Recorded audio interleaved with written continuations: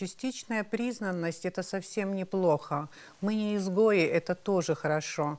Но не стремиться к международному признанию – это больше, чем нелогично. История дает тем, кто готов приумножить настоящее ради будущего. Абхазия от частичного к международному признанию. Поговорим об этом в эфире Аргама. Женевские дискуссии по безопасности и стабильности на Южном Кавказе регулярно проводятся с октября 2008 года. Напомню зрителям, что они проходят с участием представителей Абхазии, Осетии, Грузии, России, США при сопредседательстве ООН, ОБСЕ и ЕС. На днях наша делегация вернулась с 53-го раунда международных женевских дискуссий. Поговорим об этом. Наши гости. Ираклий Тужба, заместитель министра иностранных дел. Алхаз Чинджоля, депутат Народного собрания парламента Республики Абхазия. Вячеслав Черегба, директор Центра стратегических исследований при президенте Республики Абхазия. Лаша Ашуба, депутат Народного собрания парламента Республики Абхазия. Хотелось бы, чтобы вы рассказали о формате, то есть женевских дискуссий, о повестке, о последнем раунде женевских дискуссий. Многие эксперты говорят о том, что там никакого движения нет, ничего не меняется ни в повестке, ни в подходах. Но тем не менее, мне кажется, что нам это все интересно. Расскажите, пожалуйста.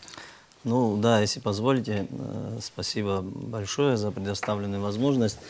На самом деле, вот уже 12 лет проходит этот формат женевских дискуссий, где абхазская сторона принимает наравне с другими участниками активную работу проводит. Если говорить об успехах и продвижениях в политическом плане, то, к сожалению, их нет. И скажу вам честно, откровенно, что мы на ближайшую перспективу не предвидим в каком-то позитивном русле развития событий в этом контексте. Проблема заключается в том, что данный формат, нынешний формат женевских дискуссий, который стартовал с 2008 года, сразу после событий в Южной Осетии, войны, которую развязала Грузия в Южной Осетии, этот формат носит достаточно размытый характер.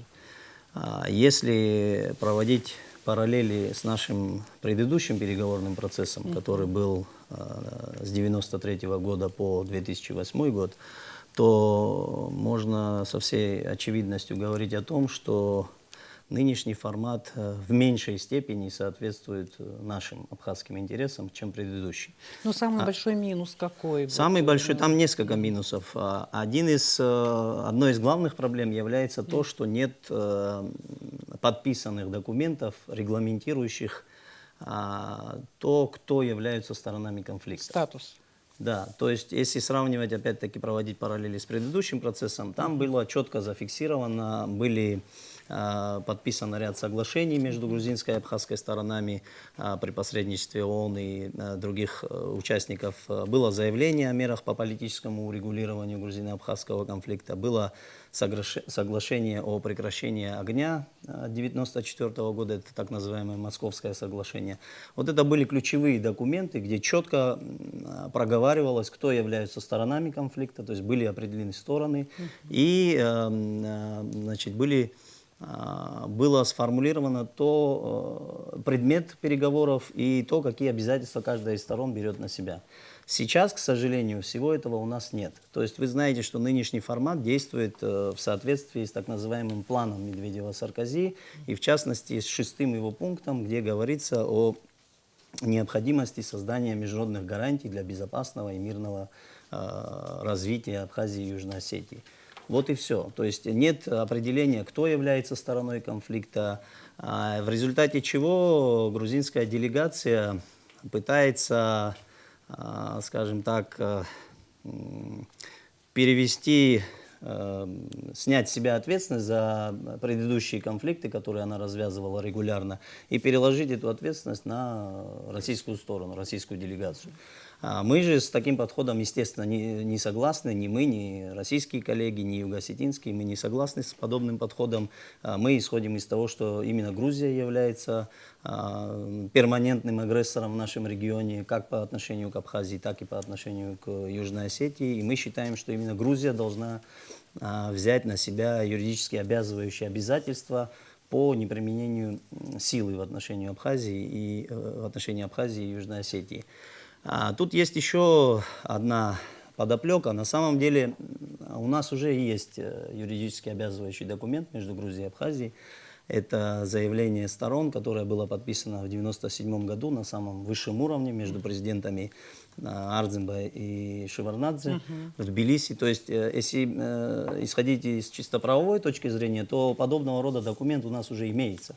Проблема в том, что Грузия этот документ многократно на протяжении всей новейшей истории, скажем так, нарушала. Да? Мы знаем, что у нас были конфликты в 1998 году, в 2001 году были провокации в верхней части Кудорского ущелья, в 2006 году грузинские власти фактически незаконно оккупировали нашу территорию в верхней части Кудорского ущелья. То есть, несмотря на то, что подобного рода документ у нас существует, он по сути не является гарантией невозобновления конфликта. Почему мы продолжаем настаивать на том, что нам сейчас необходимо заново, скажем так, переподписать, что ли, этот документ? Как мы считаем, это создаст благоприятный фон и некую основу для стабилизации ситуации в регионе и нормализации отношений. Но, опять-таки, гарантом невозобновления конфликта для нас, естественно, являются наши двусторонние взаимоотношения с Россией, в частности, в военной области. Мы об этом в Женеве регулярно заявляем, но, к сожалению, реакция наших грузинских оппонентов остается прежней. Вот и на прошлом раунде они категорически отказались даже обсуждать саму тематику вот этого документа. Мы периодически выступаем... Скажите, вот как регулярно, как часто вот ваши встречи происходят? Каждые 3 месяца. Каждые да, 3 месяца, они да? достаточно Ну, регулярные. хорошо, вот вы приезжаете, что вы обсуждаете каждый раз? Одно и то же? В принципе, повестка за долгие годы не претерпела существенных изменений. Это такой консервативный, можно сказать, документ. Хочу сказать, что вот, например, вы знаете, что женевские дискуссии проходят, их работа проходит в 2 группах. Одна группа занимается вопросами безопасности и вот согласования вот этого документа о невозобновлении войны, а вторая группа занимается гуманитарными вопросами. Так вот, во второй группе есть такой вопрос, 5-й пункт, называется он о воде и газе. В свое время, значит, наши юго-осетинские коллеги подняли этот вопрос и попросили включить этот вопрос в повестку дня. Тогда они испытывали, это несколько лет назад было, они испытывали серьезные проблемы с водой и с газом в своей республике и просили международных посредников как-то оказать им содействие в решении этих вопросов. Ни международные посредники, ни грузинские участники никак не отреагировали на просьбы юго-осетинских коллег. В результате этот вопрос, насколько я понимаю, благодаря содействию Российской Федерации был успешно решен. Сейчас он, в принципе, потерял актуальность. И вот на протяжении, наверное, уже 5 последних лет юго-осетинская делегация пытается добиться того, чтобы этот вопрос был снят. Но она этого добиться, к сожалению, не может. То есть они сами внесли этот вопрос, он потерял актуальность, но вот теперь сопредседатели вот никак не хотят пойти, скажем так, навстречу и снять этот вопрос. Мы на прошлом раунде пошли немного дальше, мы поддержали наших юго-осетинских коллег, поддержали их идею о необходимости снятия этого вопроса, 5-го, о воде и газе. А 4-м вопросом во второй группе значится, вопрос по беженцам. Мы считаем, что мы также, потребовали снять вопрос о беженцах, полностью снять с повестки второй группы. Почему мы это сделали? Мы по 2 причинам. Во-первых, Вы знаете, что Грузия регулярно выносит абсолютно ангажированные резолюции на Генассамблее. Вот буквально в преддверии нашего раунда 17 мая была принята очередная резолюция по беженцам. Естественно, мнение абхазской и юго-осетинской сторон там никак не было учтено, то есть наших представителей не допускают долгие годы для участия в работе профильных комитетов ООН. Поэтому мы считаем, что подобного рода резолюции не отражают реальной картины. Это первое. А второе, мы считаем, что просто не существует, по крайней мере, на Абхазском театре событий, не существует предмета разговора в контексте беженцев, появившихся в результате событий 2008 года. То есть тут надо четко понимать, что нынешний Женевский формат обсуждает исключительно последствия событий 2008 года. Если говорить с этой точки зрения, то в Абхазии, хочу напомнить, в принципе, в 2008 году не было широкомасштабного конфликта. В Абхазии была проведена успешная спецоперация нашими вооруженными силами в верхней части Кодорского ущелья, которая на тот момент была оккупирована грузинскими войсками. В результате этой спецоперации нам неизвестно о каких-либо беженцах. Там в верхней части, как вы знаете, Кодорского ущелья жило местное население, сванское в основном. Они вынуждены были на тот момент покинуть эту территорию, но затем они... Может, имеются в виду грузинские войска, которые бежали, бросив Нет, технику и все остальное? беженцам сложно причислять войска. Потребовали от наших сопредседателей, от грузинских коллег предоставить нам конкретные списки, о ком идет речь. Если нет предмета разговора, тогда мы считаем, что нет никакой необходимости обсуждать этот вопрос, и мы считаем, что его просто нужно снять с повестки. Мы будем настаивать на этом в дальнейшем. Что касается юго-осетинской стороны, там немного другая ситуация в этом вопросе, но вот с нашей точки зрения этот вопрос абсолютно не актуален, и мы будем продолжать настаивать на его снятии с повестки. Спасибо, хорошо. Вот Ираклий начал очень пессимистично по поводу, скажем так, значимости или актуальности, значения женевских дискуссий, где практически, получается, ничего не решается. Вячеслав, хотелось бы вас спросить, у вас тоже пессимистическое такое отношение, или все-таки, если все так плохо, зачем же мы туда ездим, и вообще мы почему на этой площадке работаем? Это вопрос, который поднимается регулярно уже последние 12 лет. Ну, давайте. И приходится на него отвечать тем, что, конечно, поставленные цели, вот то, о чем говорил Ираклий Тужба, значит, они, в принципе, я согласен, недостижимы на этом этапе, поскольку для Грузии даже подписать соглашение какое-либо с Абхазией означает для них это признать субъектность Абхазии, что они категорически отказываются делать. И в этом отличие от нашей ситуации сейчас до ситуации до признания Абхазии, до этого мы были действительно и признавали нас стороной конфликта, но внутригрузинского конфликта, то есть внутригосударственного. А после признания Абхазии мы стали отдельным субъектом международного права, уже де юре. И поменялся наш статус, теперь они категорически не хотят никакого дать намека о том, что они признают новый статус Абхазии. И поэтому, конечно, они стоят как бы так намертво на том, что конфликт между Грузией и Россией, но не между Грузией, Абхазией и Южной Осетией. Вот. Но, конечно, наша цель, во-первых, поскольку речь идет о нашем регионе, о наших странах, нам нужно там присутствовать обязательно и говорить нашу позицию, объяснять. Я считаю, что нет ничего вообще бесполезного. Все имеет пользу, все имеет значение, и все то, что мы говорим, все это оказывает определенное влияние на всех буквально, включая даже грузинскую сторону, при всем том, что у них наиболее такая, так сказать, консервативная позиция, что и тем не менее, потому что очень много приводится с нашей стороны и аргументов, и фактов, которые невозможно отрицать. Здравый смысл, как сказать, говорит о том, что, в общем-то, есть большая доля правды того, что мы говорим, и европейцы, и американцы, и другие участники, все они понимают, что, ситуация сложная и неоднозначная. И если нас там не будет, будут говорить за нас другие люди. Нас это не устраивает, мы даже сами говорить. Кроме того, там все-таки решаются какие-то вопросы. Не самый главный вопрос о подписании соглашения. Тем не менее, я помню, что мы делали большой доклад, вот я делал большой доклад по пиратству, грузинскому пиратству, захвату судов турецких, которые везли грузы в Абхазию. Они захватывали эти грузы не в абхазских территориальных водах, а в нейтральных водах. Это пиратство. И более 60 судов они захватили в свое время. Турки очень по этому поводу бушевали. И я сделал доклад, и там, значит, после доклада, значит, читаю Wikileaks, знаете, как были утечки, были сообщения и по Женеве, кстати, тоже. И там написано, что, вернее, сообщается, что глава делегации США на переговорах в Женеве Тина Каденау сказал Саакашвили, что они не поддерживают захват турецких турецких кораблей в нейтральных водах, что это недопустимо. Перестали. То есть что-то полезное может быть.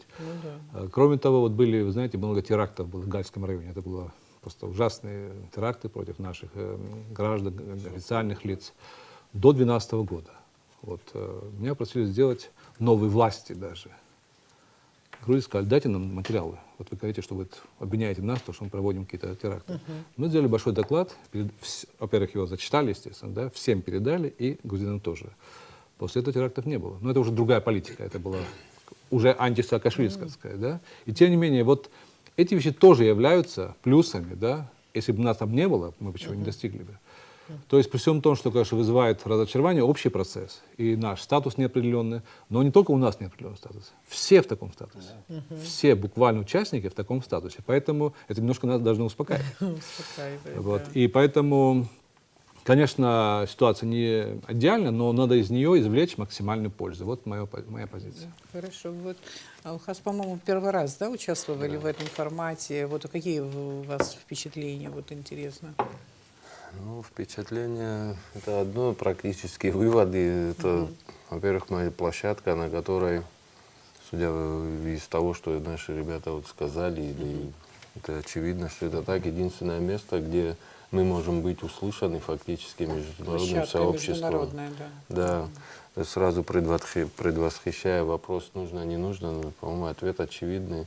Потом, находясь там, непосредственно в самом процессе, конечно, чувствуешь мощь того, что происходит, когда представители двух крупнейших держав, наверное, из большой тройки сидят перед тобой и хотят они того или не хотят, но слушают доклад нашей стороны, то это очень интересные впечатления оставляет. Конечно, чувствуется еще командность происходящего, даже по посадке сторон. Грузия, которая без конца тарахтит о своих претензиях к нам, за спиной которых сидит представительство Госдепа, конечно, у них уверенность это им придает, и наглости моментами, не постесняясь этого слова, и фактически обороняющаяся в чем-то сторона сидит наши соседи Южная Осетия и Российская Федерация. Все очень, видимо, и сложно, и просто в плане того, что чем ты сильнее, тем лучше тебя слышат. То есть сегодня мы, да, в статусе обороняющемся, Россия в статусе обороняющейся стороны. Сейчас так немножко широко тут философствую, но практическая часть, конечно, там тоже присутствует. Во-первых, разделены переговоры на две группы, как вы все знаете, политическая часть, гуманитарная часть. Отрезвляющим душем для всех, видимо, был ковид.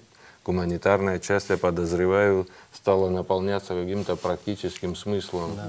То есть была возможность и об этом поговорить, и опять повторюсь, хотят они того или нет, они вынуждены нас слушать.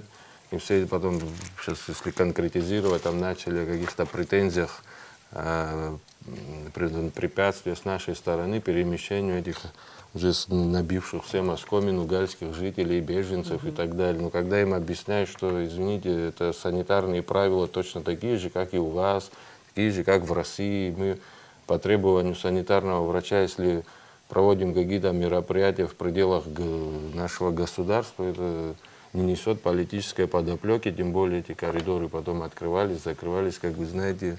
И все, на этом претензия, насколько я помню, их не прекратилась сразу. Я участвовал в женевских дискуссиях последний раз в марте этого года. Недавно Да, совсем. до этого я участвовал в 2015 году в 4 раундах. Я был тогда помощником министра иностранных дел, соответственно, большой Вячеслава опыт, Андреевича большой Чирикба. опыт Да, у меня женевских дискуссий, было что с чем сравнить. Ну, значит, если говорить о наблюдениях моих с последнего раунда 52-го женевских дискуссий, на которых участвовал я, после был еще очередной раунд, картина не сильно изменилась с 2015 года. Ну вот, если комментировать, значит, выступление Ираклия Вахтанговича и то, что пессимистическая картина, ну, не то, что пессимистическая, Ираклий Вахтангович рассказал о ситуации, как она есть на самом деле в рамках этого формата, что многие вещи не меняются, многие процессы претерпевают обратную силу, обратный процесс, да, что называется. Например, если сравнивать, значит, формат 2015 года и 2021, ну, мои личные наблюдения, наверное, дипломаты об этом не могут говорить. Мы сегодня немножко в другом с Алхасом Владимировичем, значит, статусе. Сопредседатели от женевских дискуссий, по крайней мере, в рамках второй группы, у них есть некоторый уклон в сторону грузинской стороны. Да. Также из наблюдений, но это было с самого начала, об этом говорили коллеги, Грузия всячески пытается переформатировать конфликт с грузино-абхазского, грузино-осетинского на грузино-российский. Тем самым можно сказать, что она не только переформатирует как бы конфликт, но и пытается снять с себя ответственность за развязывание этих конфликтов. Да? Можно и так воспринимать это. В рамках, в 2015 году я бывал в первой группе по безопасности. Сейчас я был, значит, участником второй группы по гуманитарным вопросам. И несмотря на то, что группа является группой по гуманитарным вопросам, грузинская сторона всячески пытается вопросы первой группы и политические вопросы привнести и в эту группу тоже. На последнем раунде грузинской стороной был представлен документ, он назывался «Некоторые выводы Европейского суда по правам человека по нарушению прав, значит, на вот этих территориях». Я, может, ошибусь немножко, да. Ну, чистой воды политический документ, который для реальной жизни ничего не значит. Но Грузия всячески пытается стучаться во все международные инстанции и лоббировать свои документы, тем самым пытается, значит, изменить историю реальную, да? То есть ход истории, прошедшей и будущей, что называется. Что касается необходимости формата, разного рода разговоры ходят в абхазском обществе, нужен он, не нужен. Ну, я думаю, что нужно побывать один раз на формате, чтобы понимать, нужен он или нет. Я все-таки являюсь сторонником того, что формат определенно нужен.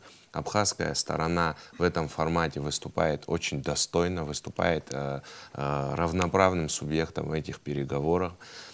Более того, в рамках второй группы есть вопрос по беженцам и вынужденным переселенцам. Этот вопрос с определенного периода абхазская и юго-осетинская стороны не обсуждает в связи с тем, что ежегодно принимается, значит, резолюция по этому вопросу на Генассамблее, как раз-таки в рамках которой мы не можем принимать участие, да, на обсуждении этих вопросов. Абхазская сторона ставит вопрос о том, чтобы мы были представлены хотя бы в качестве экспертов на обсуждении подобного документа. Вот, исходя из этого, можно говорить о рациональности присутствия Абхазии в рамках женевского формата. Ну, не знаю, надо обсуждать вопросы, которые обсуждаются в рамках второй группы. Это для Абхазии представляет интерес вопрос, связанный с признанием абхазского паспорта в качестве документа путешественника. Да, абхазская сторона выступает за то, чтобы мир признал документ, паспорт абхазский если не паспортом суверенного государства, то хотя бы документом путешественника или документом для передвижения. Грузия предлагает альтернативу, так называемые, значит, нейтральные паспорта. К великому сожалению, и грузины, и европейские коллеги, поддерживающие Грузию, они видят, значит, деизоляцию Абхазии только через призму грузинских интересов. У нас в обществе и в политической нашей среде достаточно часто задаются вот такие вопросы о целесообразности продолжения женевских дискуссий, если они не дают никаких практических или политических результатов. Но, тем не менее, если говорить о плюсах этого формата, то здесь необходимо отметить, что, во-первых, это единственный формат, где мы представлены, да, наравне с такими крупными мировыми державами, как Россия, как Соединенные Штаты. 3 крупнейших международных организации там представлены. Это все высокопоставленные дипломаты, чиновники. Поэтому, если мы лишимся вот этого единственного формата, у нас просто не будет возможности транслировать свое мнение и свою позицию перед этими вот крупнейшими державами и крупнейшими организациями. Это первое. А второе, если возвращаться вот к гуманитарному аспекту, к работе второй группы, то хочу вам сказать, что там все-таки удается решать вопросы, связанные с гуманитарными проблемами. Ну, например, вот из недавних, да, когда разразился в прошлом году, да, этот ковид разразился по всему миру, и волна этой эпидемии дошла и до Абхазии, одними из первых откликнулись на наши призывы оказать помощь. То есть мы обращались к сопредседателям, а, соответственно, они выделяли средства, и международные организации, которые здесь расквартированы, они получили дополнительное финансирование исключительно предусмотренное на борьбу с ковидом. Вот, коллега наш не даст соврать, как говорится, да. То есть было достаточно крупное финансирование, направленное именно на борьбу и профилактикой ковида. Еще одна такая крупная тема, которая нами обсуждалась в предыдущие годы и которую благодаря поддержке международных посредников и их финансовой помощи во многом удалось решить или предотвратить, касалась борьбы с вредителями. Вы знаете, несколько лет назад у нас возникла новая совершенно для нашей республики проблема. Это вот нашествие такое вредителей различного рода. И вот они тоже принимали активное участие, присылали сюда экспертов, выделяли дополнительные средства на борьбу с этим вот новым для нас вызовом. Поэтому я хочу сказать, что есть позитивные сигналы и позитивные моменты нашего взаимного сотрудничества. Они, конечно, больше уходят в гуманитарную плоскость, но, тем не менее, они существуют. Тоже важно. Поэтому, да. То есть теория малых дел. Поэтому я не думаю, что все настолько плохо. Да, слава богу, хорошо. Да? В продолжение хотелось бы сказать, да, из позитивного, то, что вообще сам формат женевских дискуссий, просто дипломаты привыкли к этому формату, чтобы было понимание в обществе, он проходит фактически 2 дня. В первый день проходят так называемые фокус-встречи, да, они проходят с представителями, значит, от сопредседателей, это ЕС, ОБСЕ, ООН, соответственно, и у абхазской стороны есть возможность прямо донести свою позицию по тем или иным вопросам. Затем проходят отдельно встречи с представителями Соединенных Штатов Америки, да, и вот абхазская сторона очень часто приводит, значит, примеры, связанные с США в отношении паспортов, потому что в начале 90-х фактически граждане Абхазии имели возможность передвигаться по миру, в частности в Соединенные Штаты Америки, по паспорту СССР, фактически по несуществующему паспорту на тот период времени. То есть это говорит о возможности, значит, воли со стороны тех или иных государств. Ну, понятно, что у США этой воли больше, да, хотя и сейчас, значит, эта воля претерпевает определенные изменения под натиском грузинской дипломатии, не натиском, а под натиском просто дипломатии, да. Что касается, значит, формата, почему он еще важен? Потому что он является официальным, и у абхазского общества не будет никаких подозрений, не будет возможностей для, значит, политических манипуляций внутри страны, да, в отношении формата, потому что в любом случае государства, в том числе и враждующие, должны обсуждать определенные вещи. И вот этот формат именно призван значит, обеспечивать официальное обсуждение без подозрений со стороны людей, и в том числе в рамках абхазского общества. Мне кажется, это важно. Еще необходимо сказать, что перед каждым форматом сопредседатели от, значит, организации посещают все места, соответственно, Абхазию, и Сухум, Цхинвал. И есть возможность дополнительного прямого контакта. Если бы не было такого формата, я думаю, и не было возможности такого контакта с дипломатами подобного ранга международными. С этой точки зрения тоже важно. И есть такое расхожее выражение, но оно очень известно в дипломатическом мире, что когда замолкают дипломаты, начинают говорить пушки. И в этом смысле формат в любом случае он важен, и он не такой затратный, как думают в абхазском обществе для абхазского бюджета. Хорошо, вот если мы считаем, вот если резюмировать то, что вы говорите, эта площадка важна, она в принципе единственная, скажем, в своем роде она единственная, это хорошо. А вот, может быть, я сейчас задаю очень наивный вопрос, но я не стесняюсь задавать наивные вопросы тоже. Вот скажите, а вот грузинская сторона, которая везде и всюду пытается нам перекрыть горло, да, участвует в этом формате для чего? Я могу свое мнение выразить. Грузинская сторона приезжает на этот формат для того, чтобы в очередной раз озвучить свои обвинения в адрес России. Вы знаете, что сейчас, после 2008 года, в Грузии принята стратегия по так называемым оккупированным территориям. Вот они исходят из того, что конфликт носит грузино-российский характер. Они приезжают туда для того, чтобы озвучить свои требования, свои претензии, скажем так. То есть переформатировать конфликт, да? Фактически это, Да. именно это и происходит. Я вот когда говорил о минусах, вот как раз-таки для нас это вот главный минус, пожалуй, один из главных минусов этого формата. То, что мы все-таки отходим от нашего реального конфликта, нашей войны, которая была в 92-93 годах.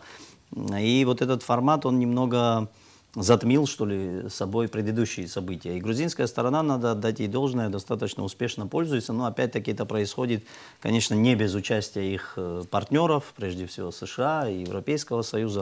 Ну, вы понимаете, им намного проще действовать, когда вы являетесь признанным государством, когда вы являетесь членом всех крупнейших международных организаций, то есть вы приглашены на все международные площадки, ваша позиция везде звучит. Абхазская сторона лишена всех этих привилегий, скажем так.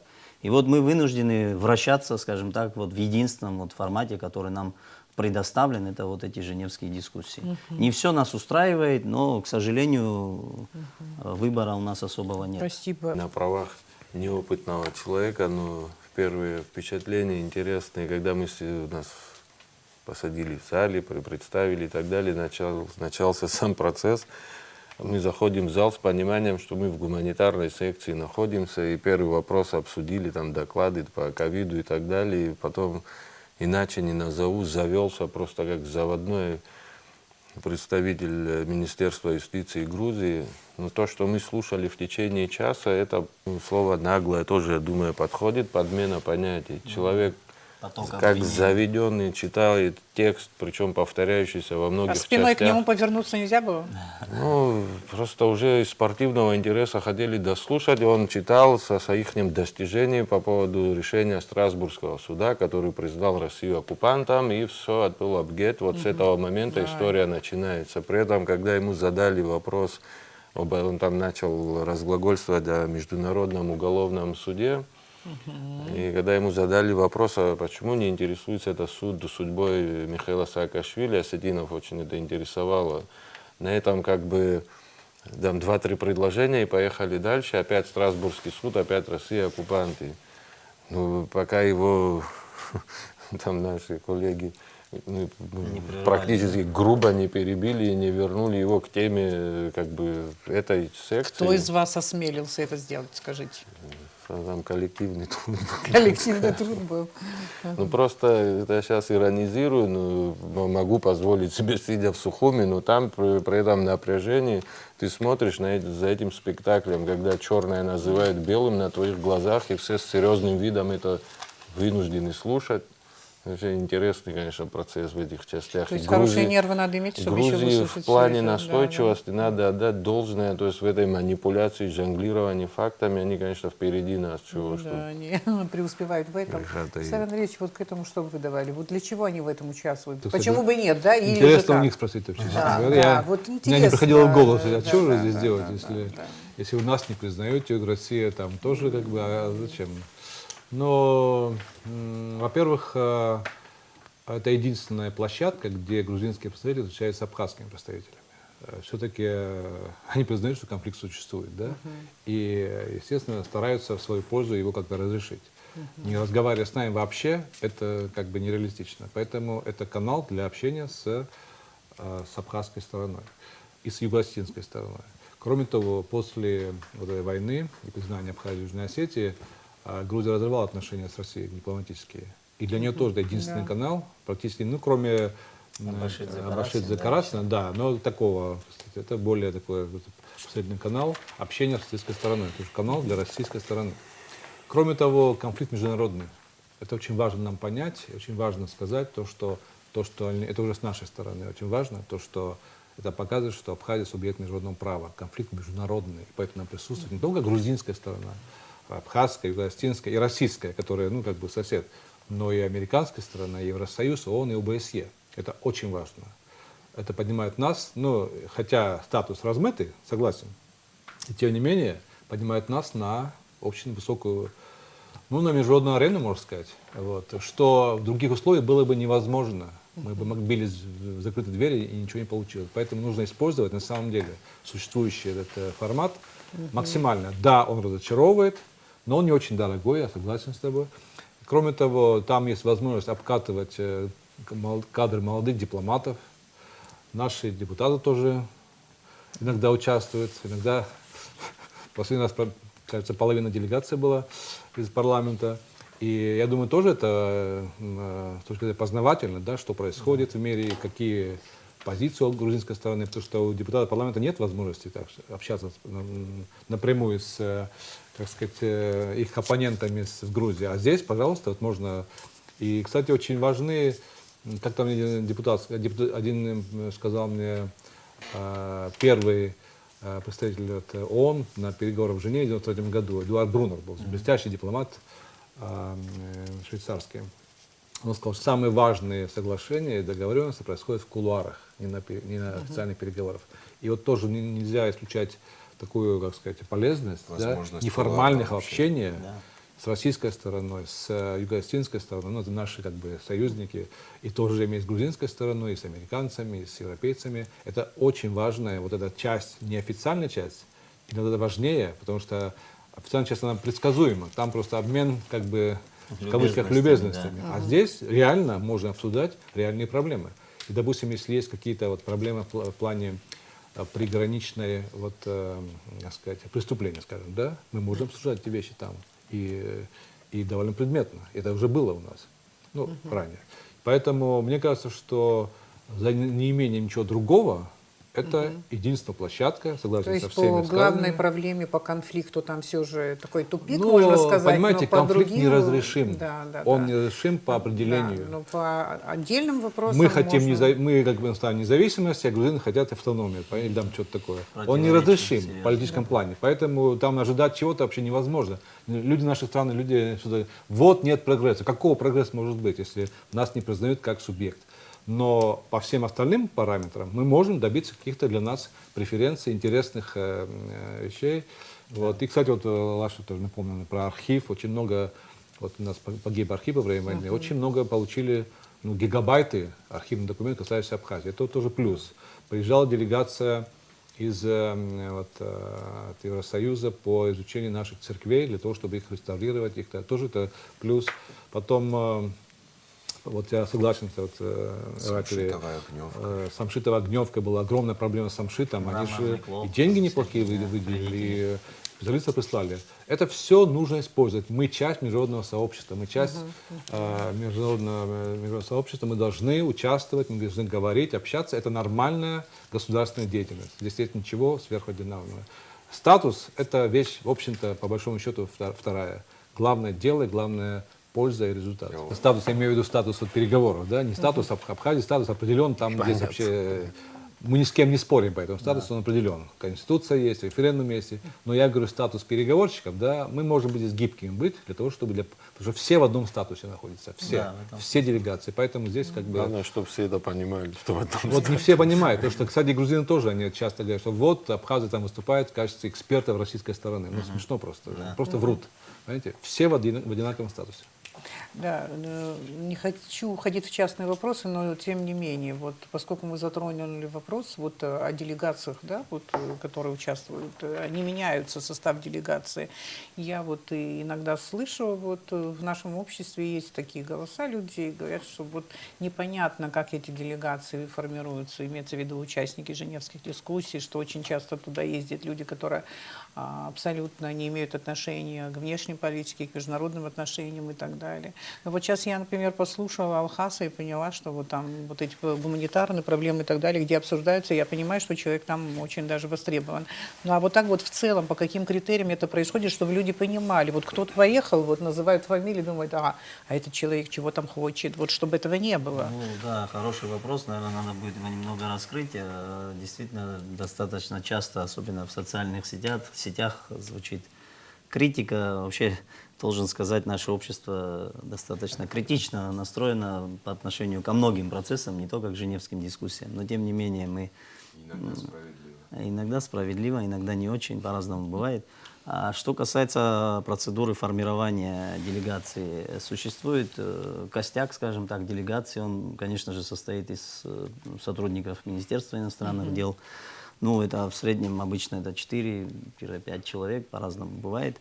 Ну и вот с недавних пор нами была возобновлена практика, когда мы приглашаем наших коллег из Народного собрания, из разных комитетов, то есть это не обязательно должны быть представители Международного комитета, как раз-таки для того, чтобы, может быть, вот тот скепсис, присутствующий в нашем обществе и в нашей политической среде, чтобы как-то его снизить, да, чтобы люди имели возможность воочию наблюдать за теми процессами, которые происходят в рамках этого формата. Потому что на самом деле, ну вот Вячеслав Андреевич уже сказал, что наши депутаты в том числе лишены такой возможности, да, напрямую общаться с представителями крупнейших международных структур, да, и с теми же представителями Грузии.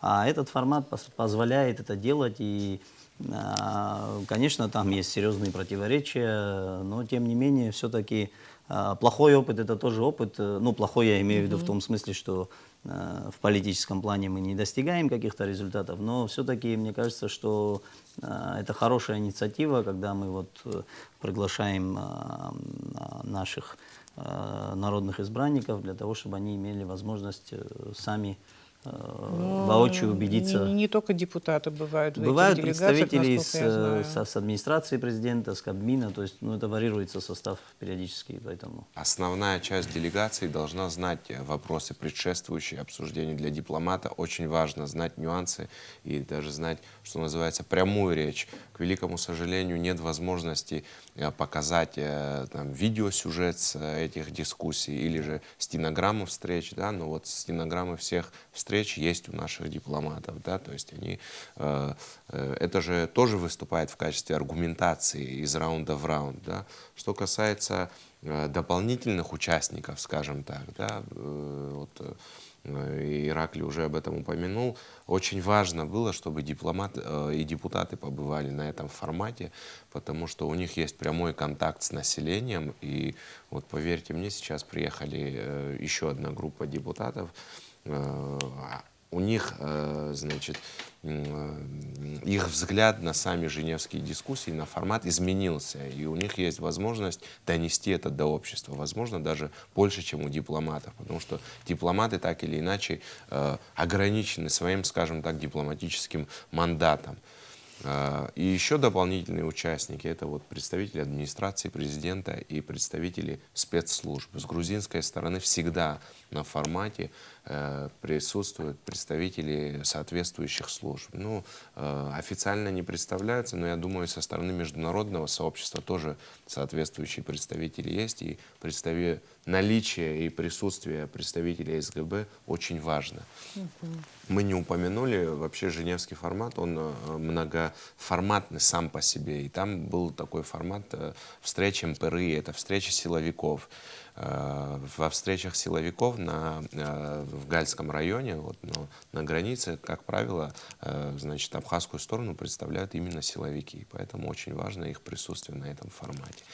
Случайных и ненужных людей в этом формате нет. Но, конечно, основные люди, основные представители — это прежде всего дипломаты. Разговоры, конечно, будут, но хотелось бы, чтобы какую бы структуру эти участники не представляли, чтобы они были полезны. Да. И в рамках этой делегации, и после приезда тоже сюда, потому что какие-то должны, видимо, идеи, предложения появляться, потому что все какие-то очень нужные вещи генерировать только МИД один, конечно, не может. Тут и парламент важный, и вне парламента тоже другие люди, может быть, эксперты, там, аналитики и так далее. Вот. Все это важно, и поэтому вот сейчас вот мой вопрос такой вот. Многие из вас, вот, кстати говоря, упоминали осетин как раз-таки в этом контексте женевских дискуссий, говорили, что они предлагали это, они предлагали то и так далее. Мне вот интересно, вот можно просто не так подробно, но все же, а что мы предлагаем там? Что мы, вот из того, что мы предлагали за эти годы, что вы можете назвать? Мы основной упор делаем на необходимость подписания, вот это, согласования для начала, а потом уже и в перспективе подписания вот этого пресловутого документа о международных гарантиях невозобновления войны. Ну, буквально на прошлом раунде мы выступили совершенно, ну, как нам кажется, с новой инициативой. Значит, ну, немного, наверное, раскрою скобки и объясню, в чем она заключалась. То есть мы понимаем, что Грузия отказывается напрямую с нами вести диалог по этому вопросу и, соответственно, подписывать какое-либо, даже устное заявление. То есть на данном этапе речь идет об устном заявлении участников. Там речь не идет пока что о подписании чего-либо. То есть грузинская сторона даже на это не готова. Наиболее близки мы были к принятию вот этого устного заявления в декабре 2017 года.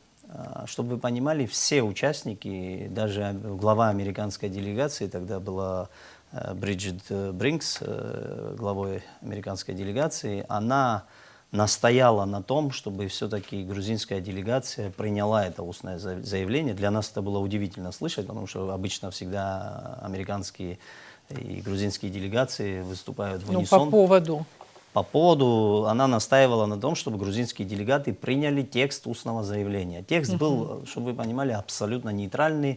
Там всего лишь декларировалось о том, что все участники привержены миру и готовы решать все вопросы исключительно мирным путем. Ну, вот в общих чертах так. После грузинский глава, тогда был это Давид Дондуа, глава делегации, он сейчас посол в Австрии, по-моему.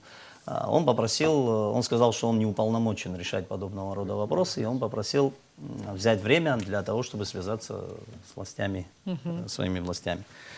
После долгих и упорных телефонных разговоров он вернулся буквально через 2 или 3 часа за стол переговоров и, к сожалению, сообщил опять нам неприятную новость, что он не смог, видите ли, дозвониться до руководства и не получил никаких... Американцы не смогли из них выдавить это. Ну вот даже при том, что американская делегация настаивала, то есть, чтобы вы понимали, все участники, сопредседатели, российские делегаты, абхазские, осетинские, все были готовы, даже американские, принять это заявление.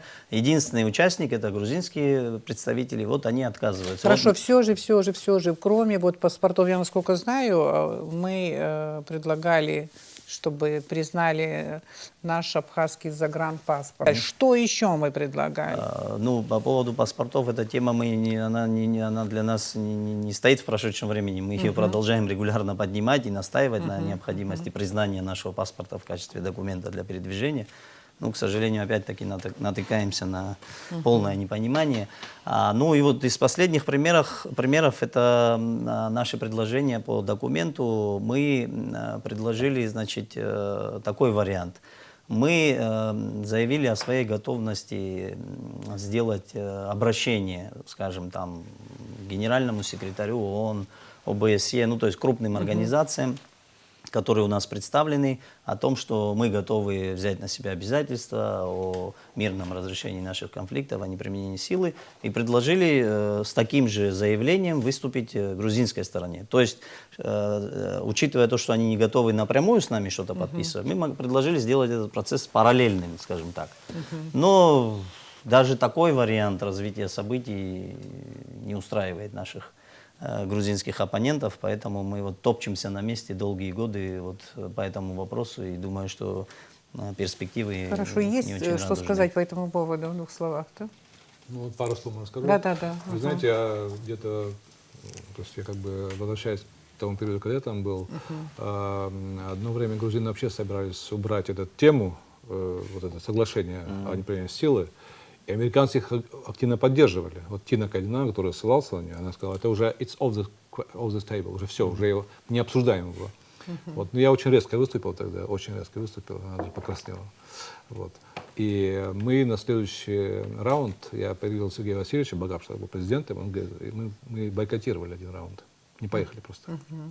И вот российская делегация тоже послала низкий уровень, ниже уровень, значит, чем глава официальной делегации, и Осетина тоже.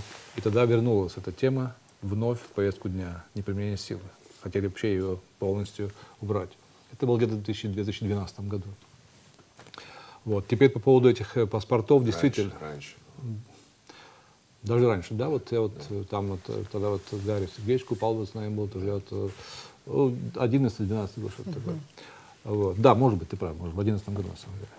Или даже, может быть, еще раньше. Да, Сергей Васильевич, бедный, как его, да, может, в 10-м году, наверное, да. Ну вот, и вот по поводу, вот, это очень важно, мы устроили, значит, там, значит, по нашей просьбе было сделано слушание по поводу ситуации, когда вот паспорт используется непризнанной страны, он используется в качестве проездного документа. Вот, скажем, киприоты, северные киприоты, Турецкая республика Северного Кипра, они могут, ну, в 7 стран могут уезжать, включая Великобританию, США, Австралию, Новую Зеландию, по своим паспортам, принимаемым как travel document, как проездной документ. Ну, конечно, грузины, конечно, против. Вот. И швейцарцы предложили тогда проект вообще нейтрального документа, выданного вообще ООН, допустим, или там ОБСЕ. ОБСЕ, да. Не только для Абхазии, но и для других ситуаций, где есть вот, Тайвань, такой ситуации. Вот. Но опять же не поддержали грузины, так что тема поднимается постоянно. Она и сейчас звучит, одна из да. важных тем. Да. У них Это получается все это блокировать. право на да. передвижение. Да. Много было действительно инициатив, я согласен, поэтому сейчас просто все уже не вспомнишь. Тот факт, что грузинская сторона выступала за изъятие обсуждения документа о неприменении силы, который фактически является основным обсуждаемым, значит, в повестке дня документом, говорит об отношении, значит, Грузии и к формату переговоров, и ко всему этому процессу, да, то есть основной вопрос, чему призваны, значит, служить сами женевские дискуссии, женевский формат, они хотели изъять из повестки. Думаю, что много вокруг этого вопроса мы не будем говорить, но тем не менее я вот относительно резолюции, которые время от времени принимает Генеральная Ассамблея ООН, вот недавно, в 14 раз они приняли резолюцию по возвращению беженцев, в общем, вернее, резолюция, подтверждающая право беженцев на возвращение. Вот. Это было совсем недавно, насколько я понимаю, в июне месяце, да, вот совсем. Вот. И было мне интересно то, что после появления этой резолюции, вот очень много грузинских экспертов вокруг этого говорили, писали, и фамилию не помню одного аналитика грузинского, который практически попытался разложить вот анатомически, скажем, да, вот то, что произошло во время принятия этой резолюции, во время голосования. То есть он расщепил вот эти результаты голосования последнего, где 80 стран Воздержались. 80 стран поддержали резолюцию, 78 воздержались, а 14 проголосовали против. А чуть раньше, когда было предыдущее голосование, там 84 страны голосовали за эту резолюцию. Теперь уже еще среди тех, кто против резолюции голосовал, было 13, сейчас 14. Да. Шри-Ланка добавилась и так далее. И он попытался проанализировать, почему эти голосуют так, почему эти голосуют так и так далее.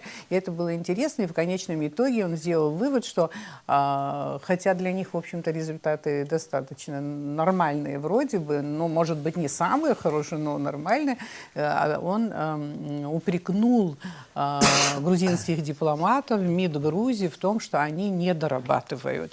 Я понимаю наши очень ограниченные, скромные возможности. Все прекрасно понимаю, но в то же время мне интересно, насколько наши дипломаты, наш МИД внимательно относятся к результатам голосования, вообще к голосованию, к этим резолюциям, которые постоянно, регулярно принимаются и так далее, или просто это стало уже привычным делом, и уже как-то неинтересно это анализировать и так далее. Или мы тоже все-таки должны, несмотря на свои скромные возможности, учитывая то, что все-таки есть рядом с нами Российская Федерация, которая делает много, да, достаточно много, посмотреть, какие возможности вот у нас есть. Над этим кто-нибудь работает?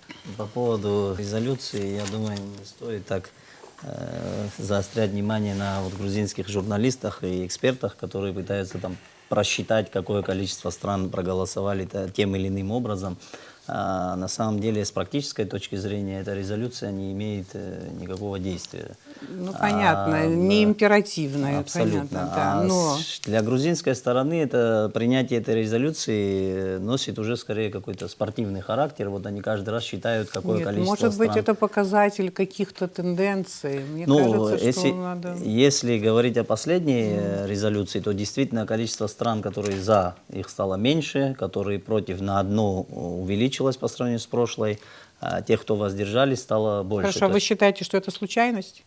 Нет, я думаю, что все-таки российские дипломаты тоже ведут определенную работу, так как все-таки эта резолюция направлена в том числе и против их позиций, скажем так. Вот.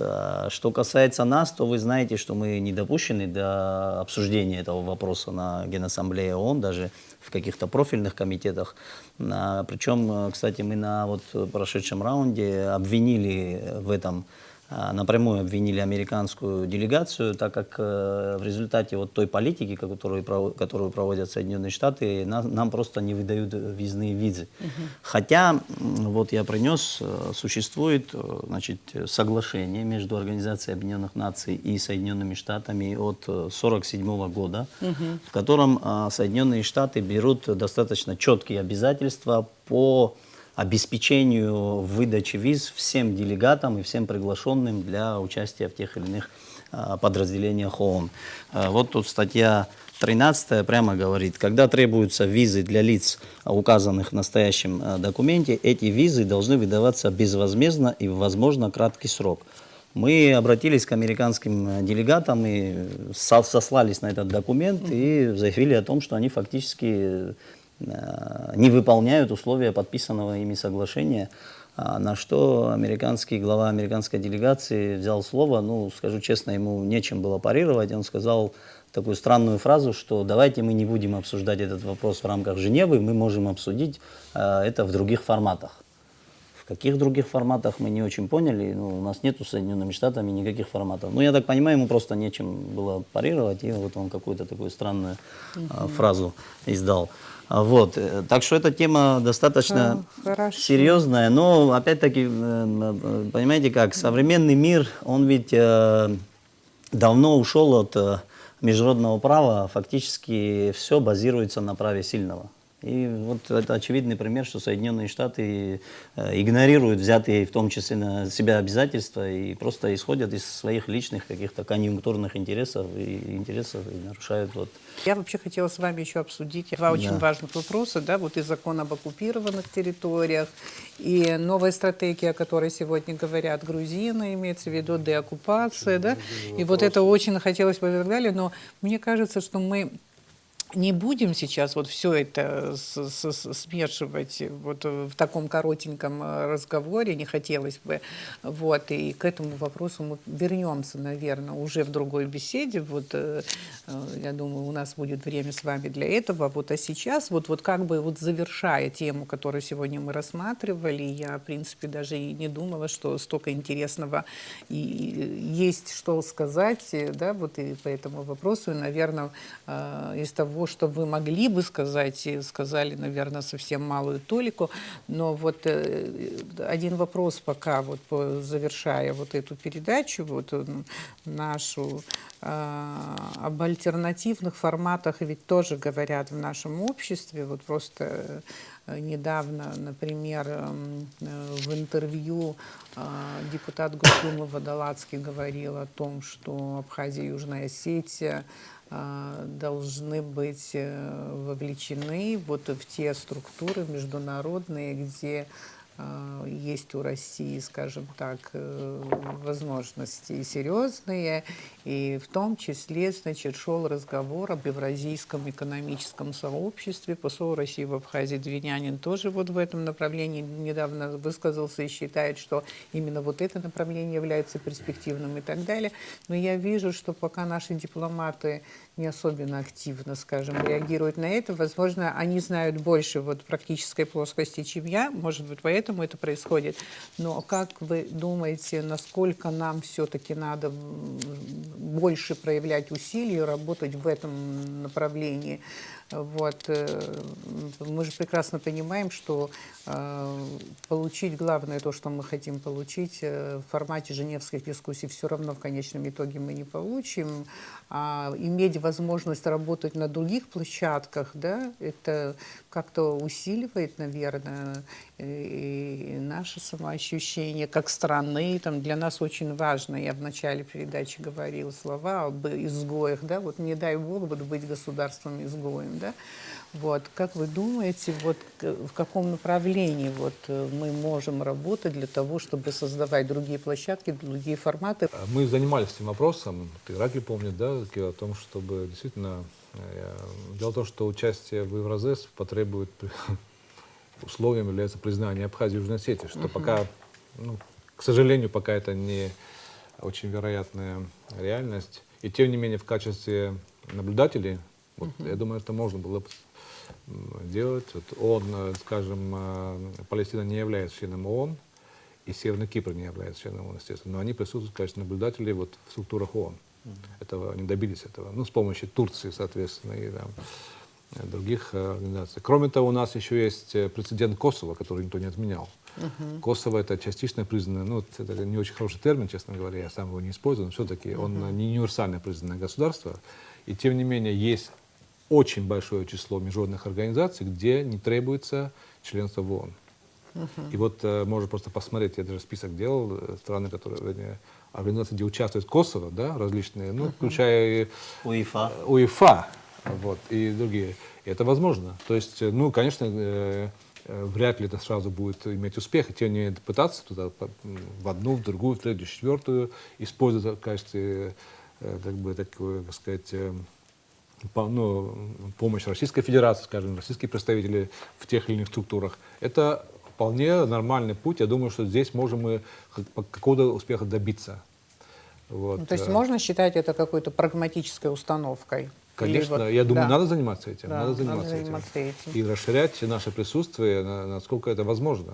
И опять же, используя наши прекрасные контакты с российским МИДом и другими структурами российскими, у которых огромное количество связей. Они, Россия является членом всех организаций практически. Да? И там, где не требуется членство в ООН, там мы можем попытаться. Тайвань тоже не является членом ООН, однако она вплоть до МВФ они присутствуют. То есть здесь, единственное, это не очень простой путь, конечно. Я сейчас здесь думаю, что вот написали письмо, это требует и лишних контактов, поездок, переговоров, встреч, это тоже затратное дело. Но вот если выбрать какие-то вот, сказать, перспективные и выгодные для нас направления, то ну, это опять же требует затрат и финансовых, и времени требует. Но работать над этим надо. Надо. Наше стремление к независимости имеет свой окрас. Если у кого-то, у каких-то, вернее, стран стремление к независимости может быть связано с сохранением режима, действующей формы там, управления и так далее, у нас свой окрас физического выживания нашего народа, сохранения его на карте мира как народа, со своей самоидентификацией. Поэтому для нас как бы вывод, куда нам идти, он даже не подвергается сомнению, только путем независимости, это условия сохранения нас как народа вообще на карте. А что касается этих форматов, это вся рутинная, или так скажем, затишье дипломатическое, скучные переговоры, бабахнуло в 2008 году, и все, как все это зашевелилось, переросло там в женевский формат, который сейчас опять приглох. Напомню, в Карабахе тоже долго безальтернативно шли переговоры, чем закончилось, видите, то есть вспышка в 2008 году, слава богу, мимо нас как-то это относительно все пролетело, то есть надо очень осторожно относиться к призывам все это отменить и перестать этим заниматься. Лучше извлечь оттуда положительные моменты. Есть лазейка, которую европейцы сами фактически предлагают, контактируйте по очевидным вещам, и мы будем только помогать, а у нас это энергетика. Упоминали здесь борьба с вредителями, наносящая многомиллионный ущерб нашему сельскому хозяйству. Тоже сфера здравоохранения, сейчас уже не буду повторяться, очевидные вещи, в которых, как бы мы ни уворачивались от маневров встречных, ну, лучше уж инициировать что-то нам самим, чем идти в фарватере чужих решений, так скажем. И, собственно, пытались там и на последнем раунде предложили некоторые вещи, посмотрим, как они отреагируют. Интересно тоже. Хочу, может быть, как-то объяснить, наверное, звучащие часто упреки в адрес внешнеполитического ведомства относительно, не знаю, может, кому-то кажется, что мы там бездействуем, либо предпринимаем недостаточно усилий для активизации нашей работы. Ну вот если конкретно говорить по Евразес, которая сейчас переименована, переформатирована в ЕАЭС, так называемый. Это формат, который создан по инициативе России, мы все прекрасно знаем. И мы на самом деле на протяжении нескольких лет пытались принять какое-то участие в работе этого формата в качестве наблюдателей, в качестве приглашенных гостей. Там есть такие прецеденты в этом формате.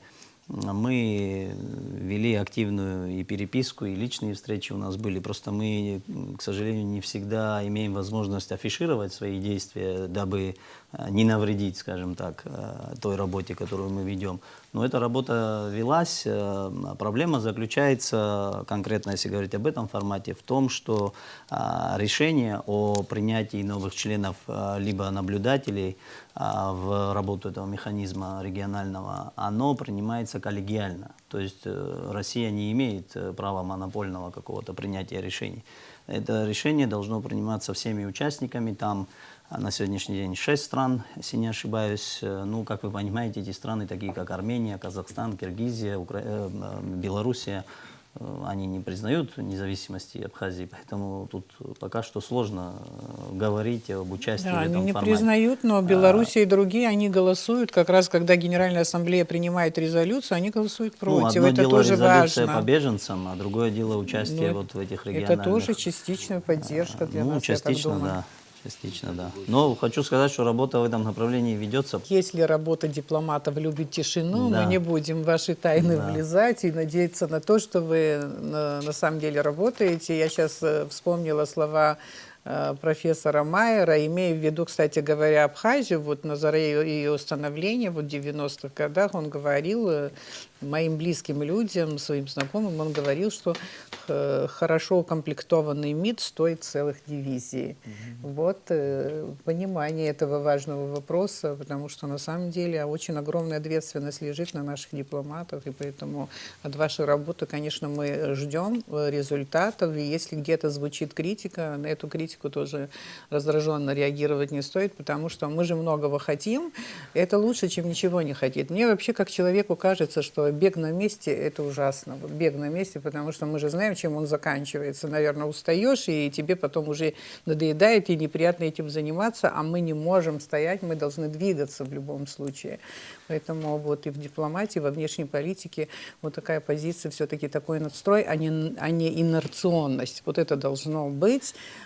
Если вы со мной вот согласны, тема сегодня была озвучена мною, как Абхазия от частичного к международному признанию. Я тоже, кстати говоря, терминологию частичное признание не люблю, но все-таки, чтобы понять, что мы в поисках, мы в движении, в принципе, двигаясь к международному признанию, может быть, мы окажемся, или мы должны пройти этап, который называется государство с ограниченным международным признанием. Очень надеюсь на то, что до международного... Да, ну вот Израиль, например. Следующий этап, возможно, да, что будет именно этот этап. Если вы поддерживаете мой тезис о том, что мы на самом деле не должны говорить о том, что вот нас признали, достаточно этого, есть же такая позиция, вы же понимаете, я, честно говоря, не особенно это поддерживаю, хотя понимаю значение и такого положения дел, но тем не менее, что мы должны двигаться к международному признанию. Если в поддержку моего оптимизма вы хотите что-то сказать, я слушаю вас в завершении. Только могу согласиться с вашим оптимизмом. Скажите, ага. Ну, безусловно, здесь сложно с вами не согласиться. Безусловно, мы должны двигаться. Это одна из главных наших задач, двигаться к дальнейшему, к расширению числа стран, признавших нашу независимость.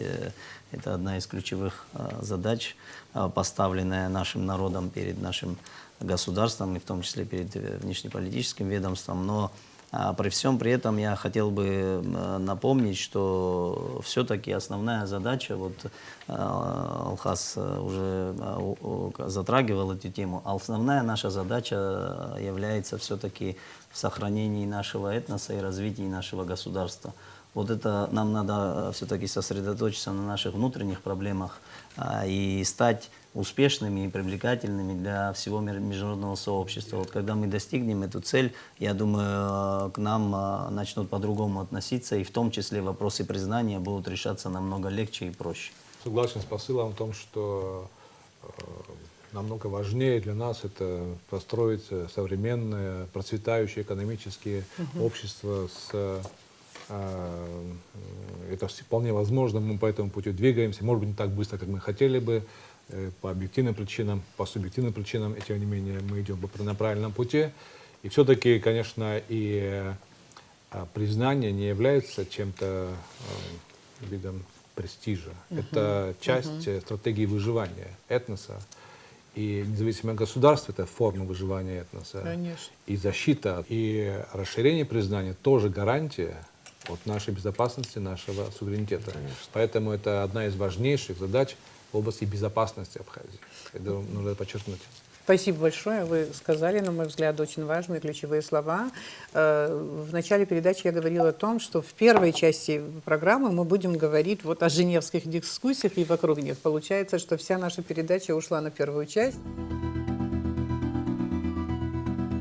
Грузия, как заявляет ее политическая элита, верна евроатлантической интеграции. «Мы верны своей судьбе и знаем, куда идем», говорит президент Грузии. Ради Бога, это их выбор. И мы верны своей судьбе и знаем, куда идем, от частичного к международному признанию. Присоединяйтесь к моему оптимизму.